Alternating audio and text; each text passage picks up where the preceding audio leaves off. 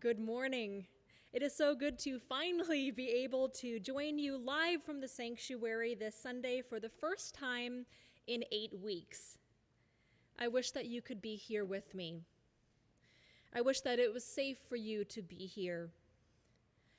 But dear ones, although we cannot yet be together in this building in person, we have all gathered to worship together in a great sanctuary of the Spirit. Our sanctuary is made not of glass windows and wooden floors, but of woven hearts. And so come, my friends, come into this sacred space that dwells among us no matter how far apart each of us may be. Come into this community of comfort, challenge, and celebration.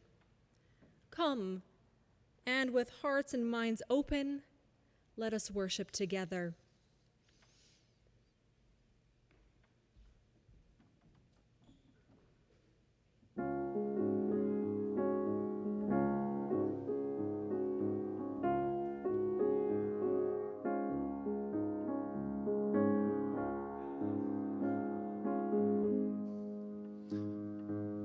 I wonder if we're gonna ever get home.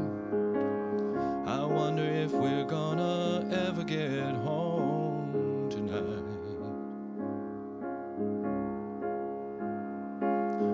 Everywhere the water's getting rough. Your best intentions may not be enough. I wonder if we're gonna ever get home tonight. If you break down, I'll drive out and find you. If you forget my love, I will remind you and stay by you when it don't come easy, when it don't come easy.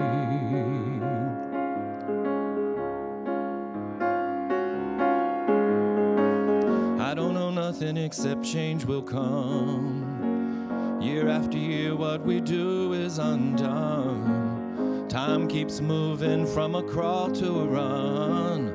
I wonder if we're gonna ever get home. You're out there walking down the highway, and all of the signs get blown away. And sometimes you wonder if you're walking in the wrong direction. But if you break down, I'll drive out and find you. If you forget my love, I'll try to remind you and stay by you when it don't come easy, when it don't come easy.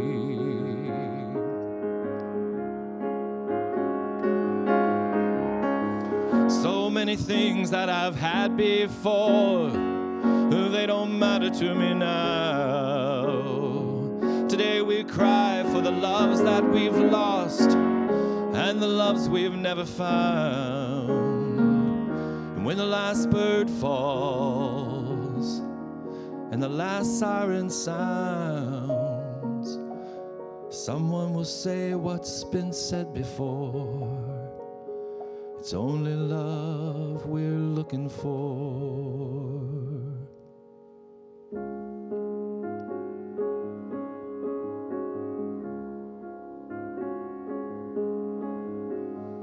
Red lights are flashing on a highway.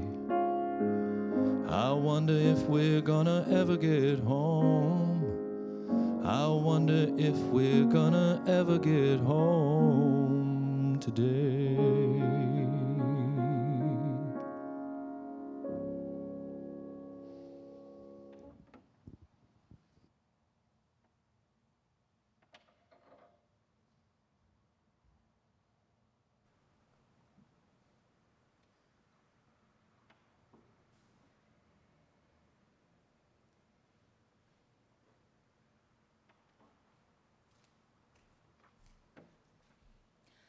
The flaming chalice is the symbol of the Unitarian Universalist tradition.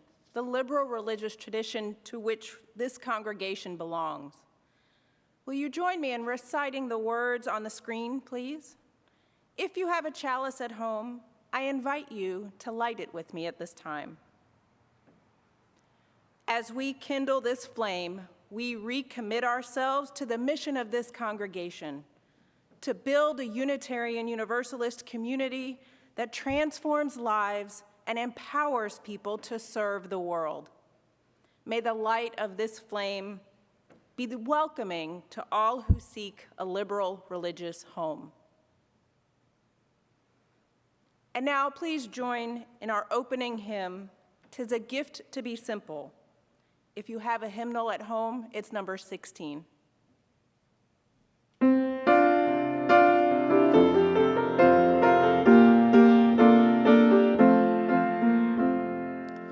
Tis a gift to be simple, tis a gift to be free, tis a gift to come down where we ought to be. And when we find ourselves in the place just right, 'twill be in the valley of love and delight. When true simplicity is gained, to bow and to bend we shan't be ashamed. To turn, turn will be our delight, till by turning, turning we come round right. 'Tis a gift to be simple, 'tis a gift to be free, 'tis a gift to come down where we ought to be. And when we find ourselves in the place just right, 'twill be in the valley of love and delight. When true simplicity is gained, to bow and to bend we shan't be ashamed. To turn, turn will be our delight, till by turning, turning we come round right.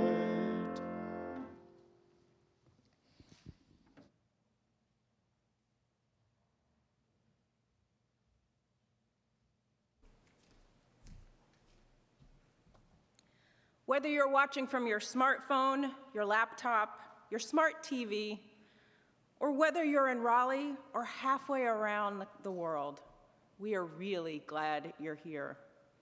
In fact, I'd like to give a special welcome to all of you who have discovered us online. In recent weeks, we've had folks from all over the country joining us for our Sunday morning worship, and we're glad that you can be a part of our lives, at least for a while. Here at the Unitarian Universalist Fellowship of Raleigh, we are intentionally inclusive. We are liberally religious and actively serving the common good of Wake County and our larger world. That means whoever you are, wherever you are on your own religious journey, you are welcome here. That also means that as Unitarian Universalists, we seek wisdom and inspiration from many sources, but affirm our own individual experience and conscience is the best authority for our own beliefs. That also means that we're committed to making the world a more compassionate and just and hopeful world, and hope that you might join us on one of our many efforts to do so. After the service, please rejoin us for social hour in one of our Zoom rooms. There are instructions for how to access the Zoom rooms on our website at www.uufr.org. If you haven't visited us before in person and would like to be added to our weekly email so you can find out about everything we're doing online, even when we're not meeting in person, please visit www.uufr.org/visitor-form. I'd like to encourage everyone to check out the new box on the front page of our website called Stay Up to Date and Connected, which has links to the latest newsletters, blogs, Facebook groups, and our YouTube channel. While we can't meet and greet each other in person this morning, I'd like to invite people to say hello using the chat function on your screen. Please meet and greet your neighbor.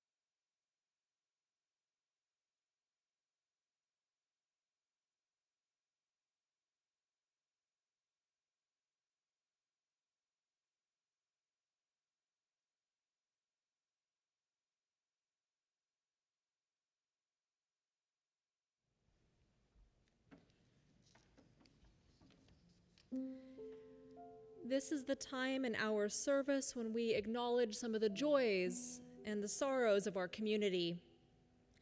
If you have an individual joy or sorrow to share, I invite you to post it now in the chat box on your screen.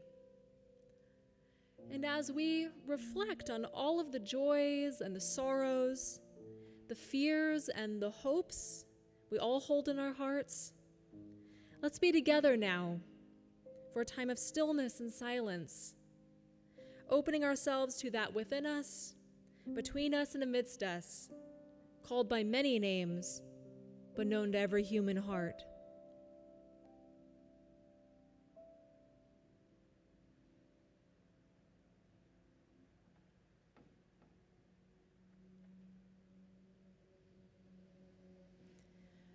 And now please join in our next hymn, I've Got Peace Like a River. And if you have a hymnal at home, it is number 100.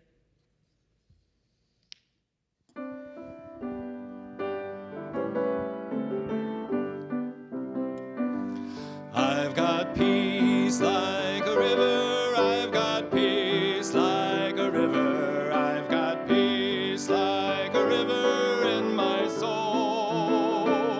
I've got peace like a river, I've got peace like a river, I've got peace like a river in my soul. I've got joy like a fountain, I've got joy like a fountain, I've got joy like a fountain in my soul. I've got joy like a fountain, I've got joy like a fountain, I've got joy like a fountain in my soul. I've got love like an ocean, I've got love like an ocean, I've got love like an ocean in my soul. I've got love like an ocean, I've got love like an ocean, I've got love like an ocean in my soul. I've got pain like an arrow, I've got pain like an arrow, I've got pain like an arrow in my soul. I've got pain like an arrow, I've got pain like an arrow, I've got pain like an arrow in my soul.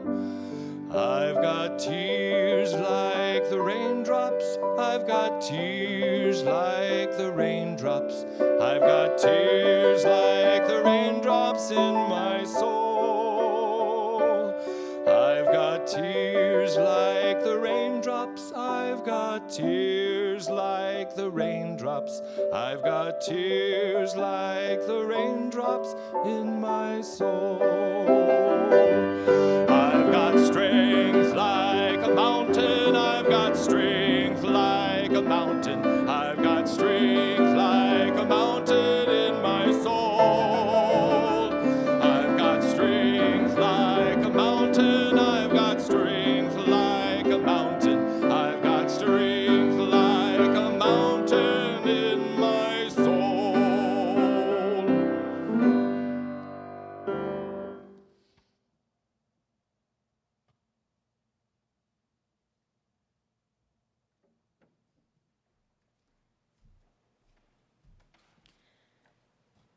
This is the time in our service when we ask you to be generous with one another.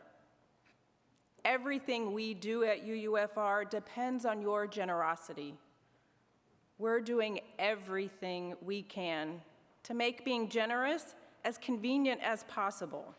It's now possible to give by text, on the Give Plus app, on our website, or by mailing a check to the UUFR office. There are details about each of these on the screen.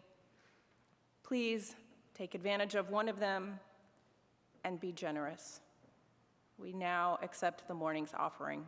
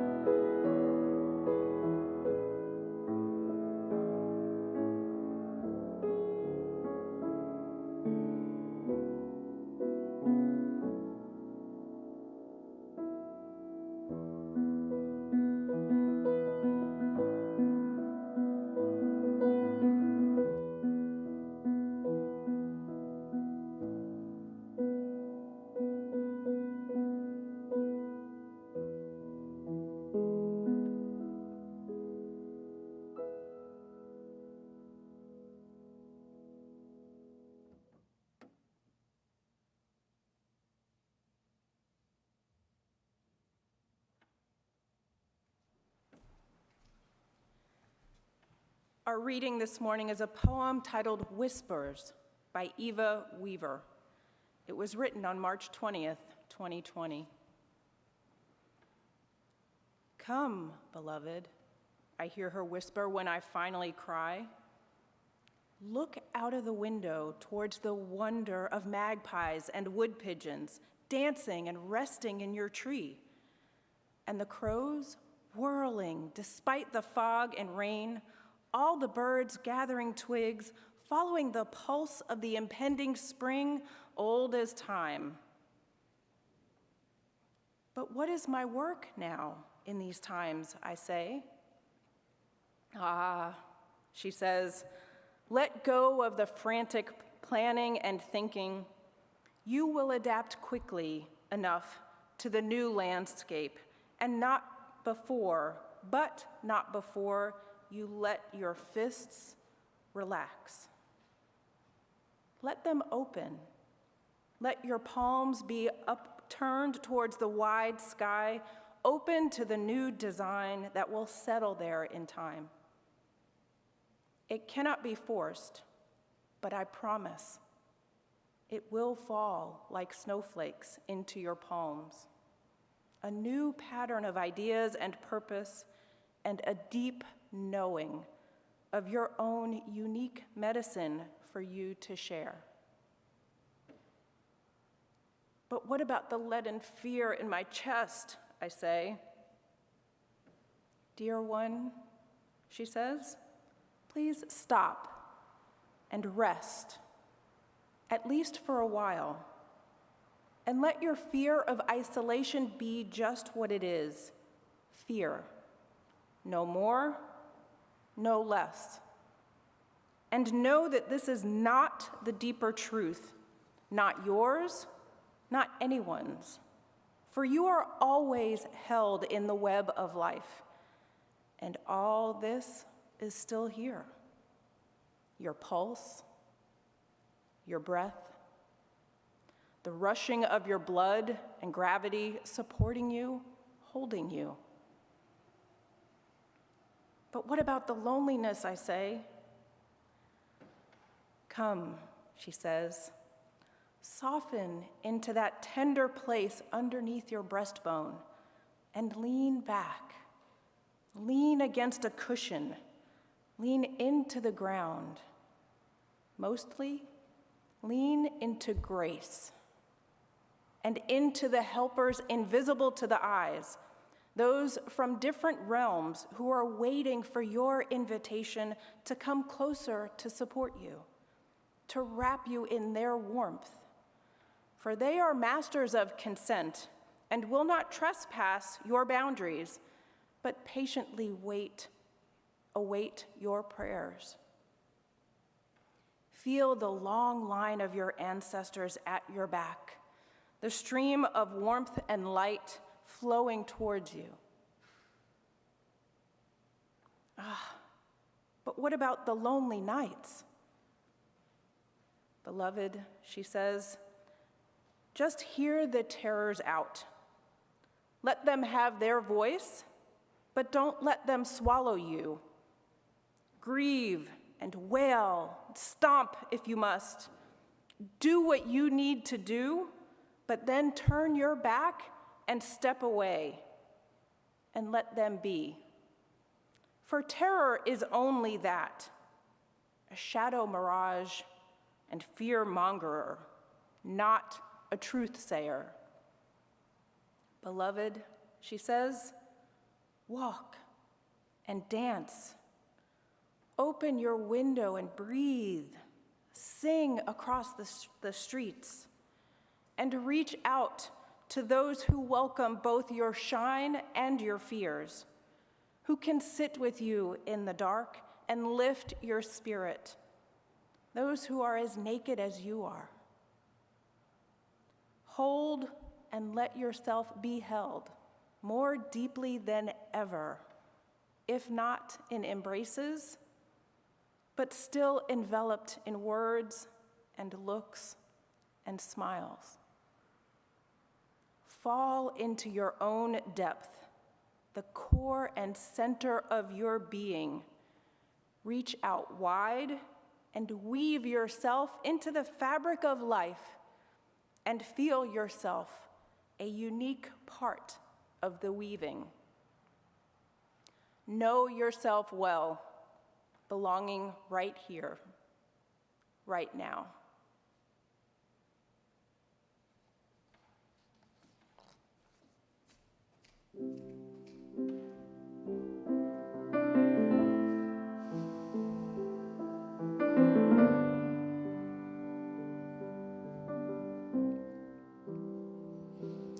I am open and I am willing, for to be hopeless would seem so strange.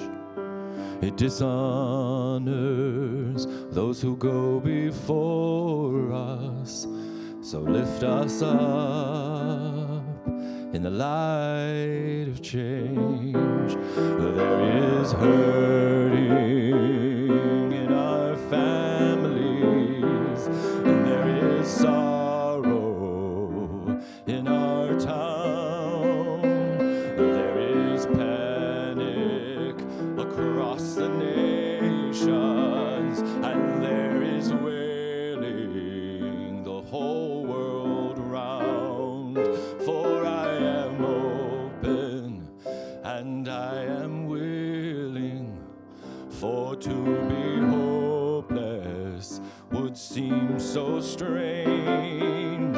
It dishonors those who go before us, so lift us up in the light of change. May the children see more clearly, and may the elders be more wise. May the winds of change caress us, even though they burn our eyes. For I am open and I am willing, for to be hopeless would seem so strange.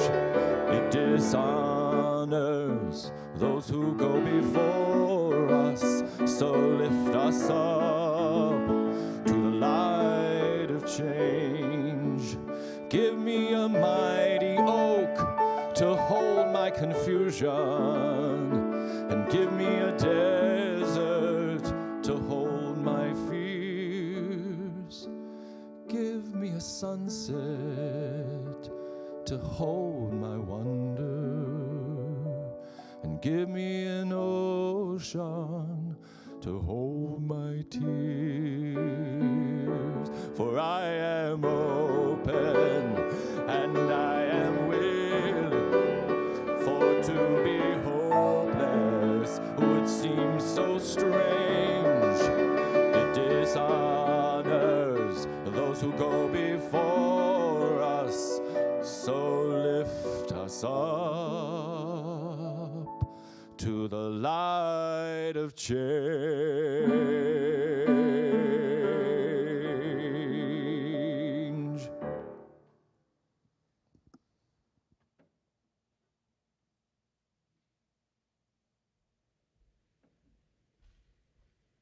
Thank you, Mark, Wendy, and Scott.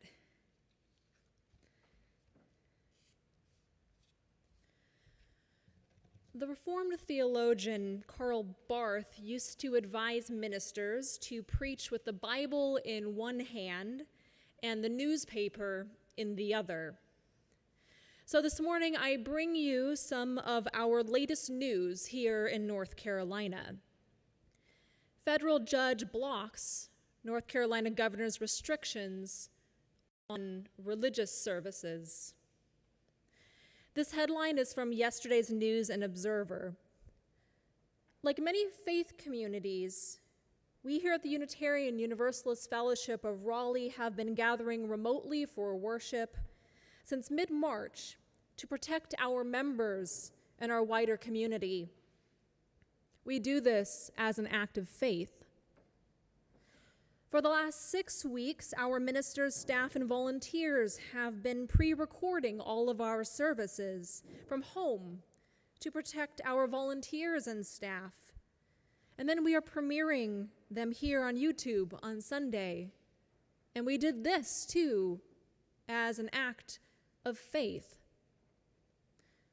This morning, we are streaming live here from our sanctuary once more, with a tiny on-site crew to offer our online worship now that the state of North Carolina and the congregation have shifted to phase 1 of our plans to gradually and safely reopen. We wear masks, we sanitize our hands frequently, we limit the people in our building, and we do this as an act of faith. But as of yesterday, we are now allowed to gather in the sanctuary to worship in one large body without social distancing, masks, or any protective measures. We and all faith communities in North Carolina now have that legal right. But do we have that moral right? Morality is a fraught term, especially for us as Unitarian Universalists. Many of us much prefer the term ethics. Ethics seem objective and rational. Morality, in contrast, may seem subjective and irrational. Even as a minister, a public teacher of morality, as our religious ancestors put it, I sometimes cringe at the term morality. After all, morality smacks of judgments about our daily lives and how we live them, and especially religious judgments about our bodies and what we do with them. But here's the thing. We find ourselves in a time when our Unitarian Universalist religious values really do have a thing or two to say to us about our bodies and what we do with them. Of course, our values inform these matters at all times, as they should if they are to have any relevance to daily living. But our religious values become even more important than ever as we face the COVID-19 pandemic and are confronted every single day with questions about our bodies and what we are called as people of faith to do with them. And yet our poor bodies, dear ones, there has been so much talk lately about our bodies. A lot of jokes, a lot of hypervigilance, a lot of fear about our bodies, mostly fear. Fear that our bodies could become infected, could sicken, could die. How do we protect our bodies from this disease and still live full lives? There is fear that our bodies could be silent carriers of disease, could infect others, could kill others. How do we balance our needs and the safety and well-being of others? There is fear that our bodies may be too old, too ill, too black or brown to be safe outside, whether from a virus or from a racist reaction to a black man in a mask. How do we move through this dangerous world, this suddenly more dangerous world than even before? There is fear that our bodies are too close to other bodies, that our bodies are not clean enough, that our bodies are not masked appropriately. There are moral questions we ask ourselves. Should we buy PPE, personal protective equipment, to protect ourselves and our loved ones when medical professionals need it too? Do we have a moral duty to wash our hands until they crack to protect ourselves and others? So many questions about our bodies. So much fear, all of it real, much of it justified, some of it also problematic, like some of the memes that I've been seeing going viral on Facebook. Memes that turn our beautiful, holy bodies into fat-phobic jokes, as though weight gain is an inherently unethical, unhealthy, or unattractive thing that should be mocked. As though our bodies, our poor bodies, already dealing with so much right now, are COVID-19 punchlines. I ran into a different kind of punchline the other day, one that was not funny, but that instead stopped me in my tracks and drove the breath from my body like a punch to the gut because it spoke of such deep and tender truth. Your body just wants to get through this. It was the title of an article by Ijeoma Oluo, published in Medium. Oluo talked about struggling with her body for 20 years after being diagnosed with hepatitis C. She struggled not so much with the illness itself, but with her response to her own body. One moment she would be struck by the overwhelming desire to control her body and would go overboard for a while on working out and tracking her weight, as though that might fend off illness. The next moment she would be struck by the desire to ignore her body completely and would lose touch with it and neglect it. Both were, of course, to her detriment. It was only later that she realized the truth that she had been missing all along, that her body just wanted to get through her illness alive and was fighting really hard to do that. She needed to listen to it and allow herself to feel fully and deeply in order to be a whole person. While the wisdom of the article is deeply relevant today, it was the title itself that struck me the most. That title, "Your Body Just Wants to Get Through This," reminded me of my own commitments during this pandemic. I've asked myself more than once what, as one of this congregation's ministers, my ministry is in this particular time of danger and fear. And the answer that has come to me again and again is that my ministry is to help all of us survive this. Not as a doctor can help us survive, not as an elected official can do so, but to help us survive by speaking to the moral issues of our time and the values of our faith. Survive this. This is, of course, a multi-dimensional term. This virus, this health crisis, this economic crisis, this spiritual crisis, this mental health crisis, this racial justice crisis. The pandemic has so many dimensions that are hurting people. I am reminded of the Warson Shire poem. Later that night, I held an atlas in my lap, ran my fingers across the whole world, and whispered, "Where does it hurt?" It answered, "Everywhere, everywhere, everywhere."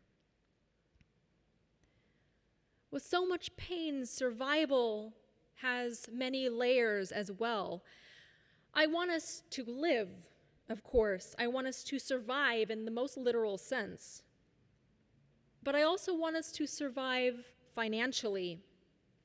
I want us to survive mentally and emotionally. I want our spirits to survive this, and maybe even thrive. But to be able to thrive, we need to be able to somehow get through this time of danger, suffering, and fear in body and spirit. When I think about how very much I want you and all of us to get through this in body and spirit, I am reminded of one of the signs that I saw online from one of these protests demanding that the governor reopen the state. You may have seen photos online of some of these protest signs and memes on social media showing them. The phrase is, "God doesn't wear a mask." This statement from religious people, from Christians, astonishes me. God doesn't wear a mask? Maybe not, but last I checked, you aren't God. There's a reason why when the final worst plague befell the people of Egypt, and they were surrounded by danger and death, God did not command the ancient Israelites to take to the streets and get started on their journey toward freedom while families throughout the land were losing their loved ones. God told them to take refuge in their homes until morning and stay at home there until the danger had passed. Then they could emerge and seek their freedom. But first they had to protect themselves and others. The sacred scriptures of many faith traditions remind us again and again of our vulnerability and try to supply us with all kinds of wisdom that might, if applied properly, help us survive in body and spirit. Many teach in one form or another that we are made in God's likeness, all of us, people of all genders, all races, all sizes, and all abilities. We are all made in God's image, but we are not God. We are vulnerable, not immortal. And this pandemic is a constant reminder of our vulnerability as human beings. This pandemic is also a constant reminder of our interdependence, respect for the interdependent web of all existence of which we are a part is one of our UU values. We are called to let this value guide us as we consider how we ought to treat our bodies and the bodies of others during this crisis so that we all might get through it. The interdependent web of all existence can sometimes be a fairly abstract concept, but right now it is proving to be more concrete than ever. There is nothing like a new virus spreading throughout the world to remind us that we are deeply interconnected and that the well-being of one person can have an immense impact on the well-being of many people. This virus commands respect precisely because it respects nothing. It does not respect national borders. It does not respect religious differences. It does not respect political beliefs. It does not care if you believe that it is truly a threat or not. It is a virus. It exists only to multiply within the body and spread itself to new bodies, new hosts. It must be taken seriously. Our bodies must be taken seriously. And the more this virus spreads, the less safe we each are as well, even if we are personally unlikely to become seriously ill from it. Our well-being depends on the well-being of others. We need functional healthcare systems when they are overwhelmed by COVID-19. When they are overwhelmed by COVID-19, they do not function as well with regards to other healthcare needs. There's a reason why when I broke my shoulder a few weeks ago, I decided to skip the ER and go to urgent care instead. I did not want to risk going to a hospital where staff might be overburdened. And I knew that I could possibly catch COVID-19 there, or that I could get substandard care. If we do not respect this virus and the potential impacts it can have on our bodies and the bodies of others, if we do not take it seriously or believe and behave in responsible ways to protect ourselves and others, the impacts ripple out much farther than we can perceive. We are all caught up in this web together. We can either contribute to its healing or we can contribute to the harm, and in doing so, do harm to ourselves as well.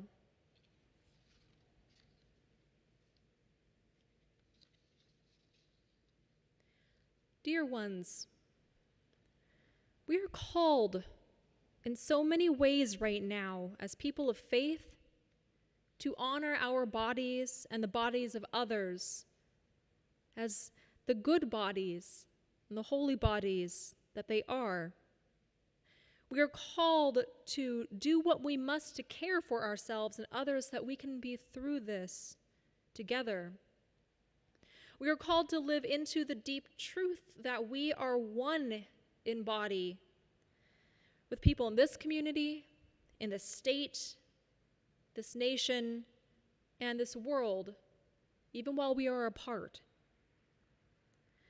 The ways that we respect, listen to, and care for our bodies and their deep wisdom, even while we are away from one another, helps strengthen the bonds between us and heal this hurting web of being of which we are all a part. Meeting in a building is not what makes us people of faith. Living out our values in the world with every interaction in our bodies and as we interact with other bodies, that is what makes us people of faith. So let's nurture our bodies, the homes of our windows to our souls and spirits. Let's offer our bodies a little gentleness and kindness, a little grace. They're working really hard to get us through this. Let's cut them some slack, protect them, protect others, and get through this together as a people of faith. Amen. And now please join in singing our closing hymn. It's number 298. If you have your hymnal at home, Wake Now My Senses.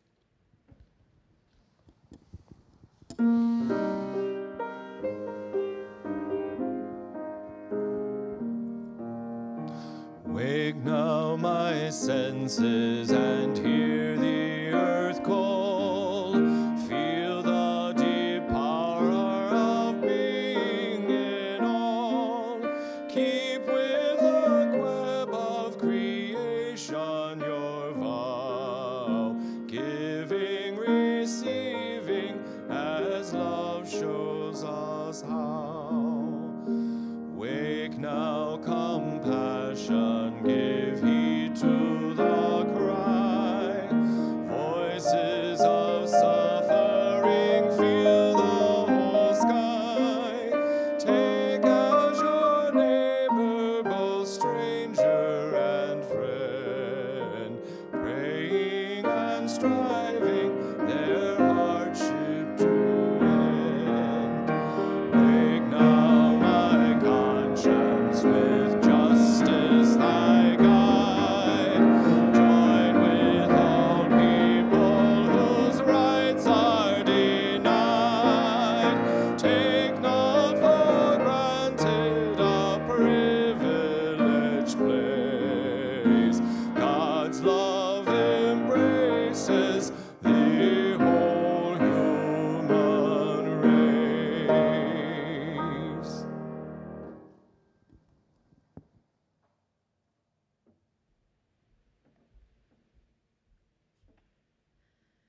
It is time now for us to extinguish our flame and bring today's time of worship to a close. As we return to our lives, may we do so in peace, in joy, and above all, in love. Amen, and blessed be.